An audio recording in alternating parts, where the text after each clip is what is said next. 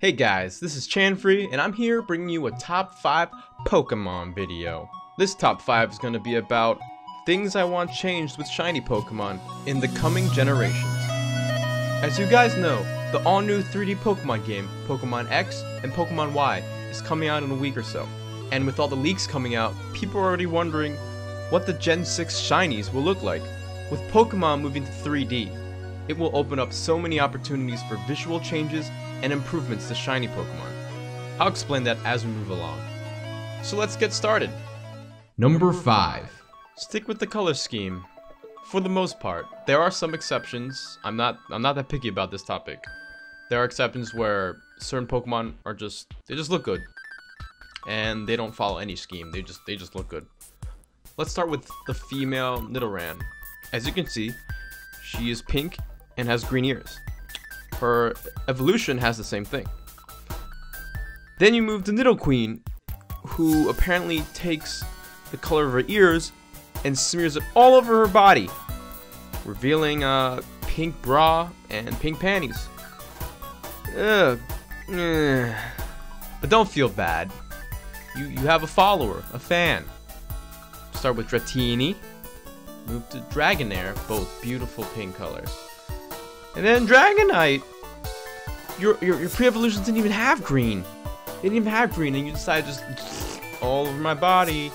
My wings will have the pink. I just don't like it, personally. And it would have looked a lot better if he was all pink. Anyway, moving on. The Tree. Alright, let's play which Pokemon doesn't fit the theme. Yeah, it's Tranquil. I don't know what happened. Maybe he was going through a rebellious time in his life.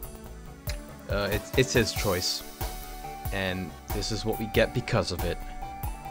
Now this next one is like one of those examples where I don't really care because Gold Charmander's cool. And Black Charizard's awesome. I'm fine with it. Maybe I would just make Charmeleon like darker, or just to show that he's transitioning to shiny Charizard. Who knows? Maybe it's the surprise factor that they have here. At least this surprise was good. Now let's move on to a good example. The Squirtle Evolution 9. It's kind of exactly what I want. Like, you can gradually see Squirtle as he evolves turn into pinkish Blastoise. It's just nothing to say. It makes sense. Now the last example I have is Dwebble and Crustle. As you can see, Dwebble goes from regular healthy hermit crab to sickly green intoxicated radioactive stone crab thing. Oh wow, this is actually really deep. This is like environmental study stuff. Like, save the environment or you'll get poison green Crustle. Wow. I like this shiny. Number 4. Change physical appearance a little. Now, I'm not talking about color. I'm talking about things like your claws would be longer, your head would be bigger, you had bigger muscles, or, you know, your flower would look bigger. So examples I have. Venusaur. Maybe give him a bigger flower on his back, or make his arms bigger, his head bigger. You could have Garchomp, and as you can see, make his talons longer. Then you have Torterra. Give him apples on his trees. Make him have apple trees. Different. And then maybe you can have B-Sharp and just have him in another Power Ranger pose like that. Blue Ranger.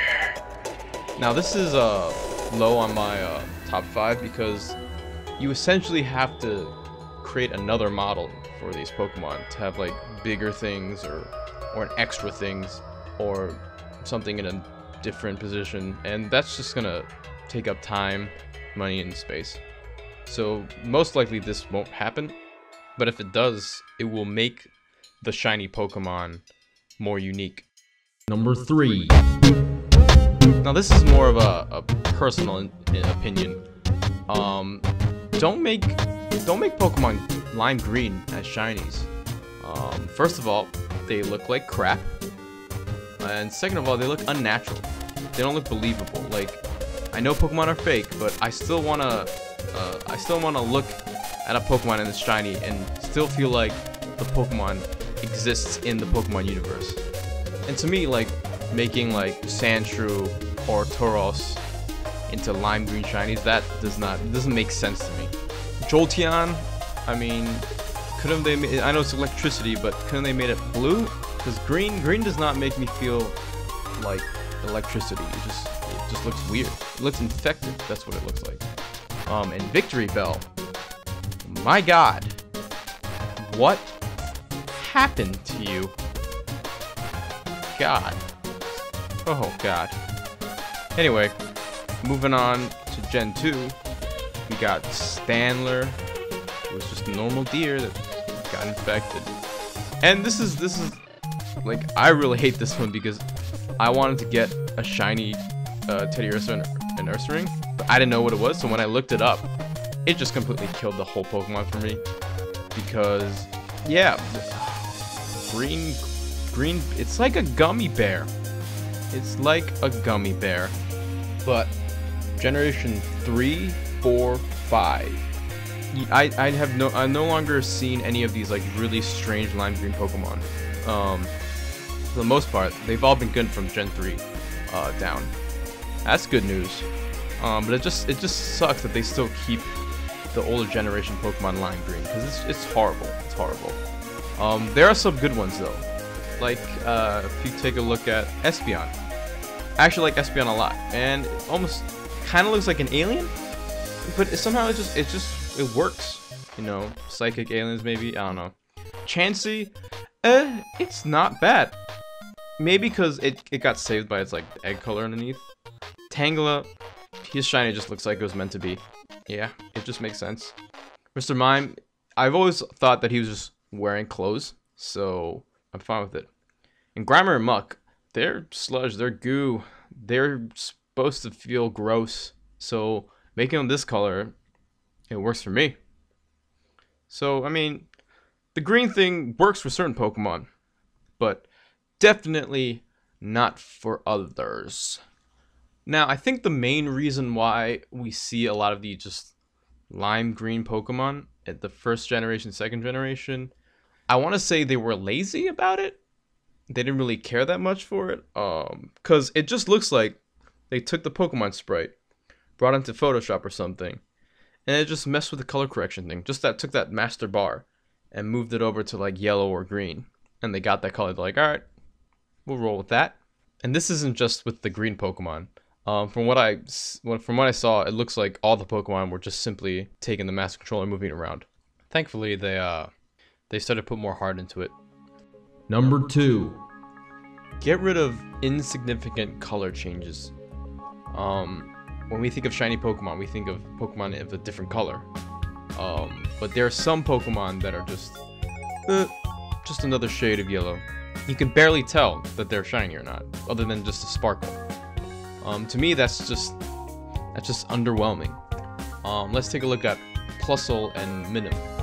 As you can see, you can perfectly tell that the Minim Shiny and the Minim Normal, they look different. Now with Plusle, the normal one is actually the lighter red color, while the shiny was a darker red color. You could have easily flipped that around, and no one would care. No one would tell the difference. Now we look at Pikachu. His shiny is like a warmer, darker gold. It's more like a gold color than the yellow color. Now, the only thing I would say to defend this is because Pikachu is such an iconic Pokemon that it's probably not the best idea to like have crazy colors with it. So I can accept Pikachu. At least the shiny color is actually better than the normal color. It just feels warmer and nicer. Now we look at Lunatone. Now its skin barely changes at all, but the eyes change, and that's enough to make it work, to be honest. The last one I would look at is the Gible evolution line. All right, so starting with Gible. Oh, I can kind of see the difference. And then you move to Goodbye. I can almost see the difference. And then you move to Garchomp. And you could definitely see the difference, right? Right, guys? Definitely see the difference. Well, I mean, try to make it, like, look different, stand out. That's what we want from shiny Pokemon. I know, like, the twinkle helps a lot, but it's just not enough. In my opinion, it's just not enough. Number 1. Patterns on Pokemon. Spots, stripes, wrinkles. The best examples of these is in the first Mewtwo movie, when Mewtwo cloned Venusaur, Charizard, and Blastoise. And they all came out, they looked different from the normal ones because they had, you know, Venusaur had patterns around his body, Charizard had stripes, Blastoise had like Pidgey's like eye thing on its eye and stripes on his head, and it also had a pattern on his shell. That to me would be awesome.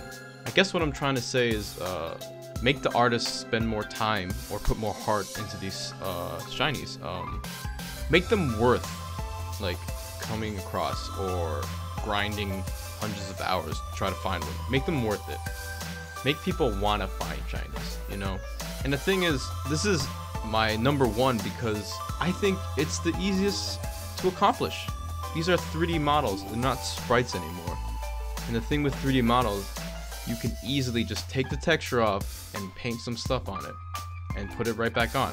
You can swap them, stuff like that. Animation doesn't really matter because it's textures. They can move however they want and the texture is still going to stay the same. It's not like sprites where you have to, if they change appearance, you have to draw them again and again and again in a different way. So I find it the most achievable, as well as being the coolest in my opinion. I think what they need to do is take advantage of this 3D Pokemon, you know, where you can make things better. And I think it's safe to say they could change some of the shinies for the older Pokemon and just improve them, some a lot more than others. I'm talking to you, Ursaring. Well, that's that for this top 5. Please let me know if you agree or disagree with me. My opinions aren't fact, and I would love to hear from you guys. Also, post in the comments on what top 5 would you like to see next. If you like my videos, please hit that like button, and if you want to see more videos in the future, subscribe to Bucketcats. Thanks for watching. Bye-bye.